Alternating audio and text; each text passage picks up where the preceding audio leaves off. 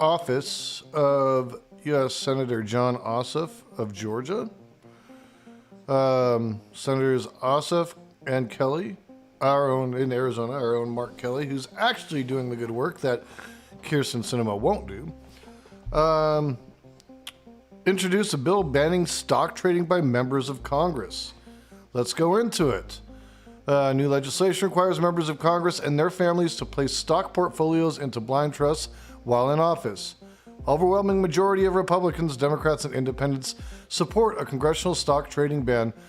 Members who violate rules of the rules of the Ban Congressional Stock Trading Act would be fined in the amount of their entire congressional salary. Makes sense to me. Why should you be making money as a senator if you're making money off being a senator? U.S. Senators John Ossoff and Mark Kelly today introduced legislation to ban members of Congress and their families from buying and selling stocks while in office. In a move widely praised by good government groups across the political spectrum, the Ban Congressional Stock Trading Act will require all members of Congress, their spouses, and dependent children to place their stock portfolios into a blind trust, ensuring they cannot use inside information to influence their personal stock trades and make a profit. Members of Congress who violate the Ban Congressional Stock Trading Act will be fined in the amount of their entire congressional salary. Senator Ossoff, a former investigative journalist whose company exposed corruption around the world, fulfilled his pledge to put his own stock portfolio in a blind trust last year, making him and Senator Kelly two of only 10 sitting members of Congress to do so, according to Insider. Okay, how many members of Congress do we have? There's 100 in the Senate. Was there well over 300 in the House, I think, right? There's 435. 435. So 5 out of 535 members of Congress, only 10 sitting members of Congress have put their stock portfolios in a blind trust. 10 out of 535. What in the holy fuck, bro? Like, are you fucking kidding me?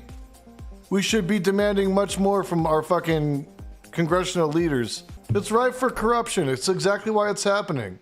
It's exactly why Loeffler fucking ended up losing her seat, or losing her chance to maintain her seat. Because she was fucking corrupt. She was trading on insider deals. These are the people you take out first. These are the low-hanging fruit. And these are the ones that have been around a while or got into office purely on money and somebody else's name recognition or some shit like that. Get those motherfuckers out first. It's easier to deal with people who have ideological differences that aren't fucking corrupted. Anyways, 76% of voters across the political spectrum believe members of Congress and their spouses should not be allowed to trade stocks while in office, including nearly 78% of Republicans and 80% of independents. Members of Congress should not be playing the stock market while we make federal policy and have extraordinary access to confidential information, Ossoff said. Since I took office, I have remained focused on making Washington work for Arizonans. This includes making Washington more accountable and transparent. Elected leaders have access to valuable information that impacts policy, the economy, and entire industries. This legislation I am introducing with Senator Ossoff will put an end to corrupt insider trading and ensure that leaders in Congress focus on delivering results for their constituents, not their stocks portfolios, Senator Kelly said. Congresswoman Abigail Spanberger and Congressman Chip Roy introduced similar legislation in the House of Representatives last year.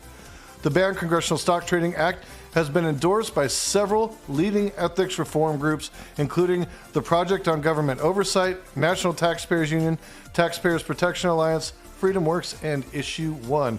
Guys, this is great. This is where we start. I mean, there are finally people willing to fucking,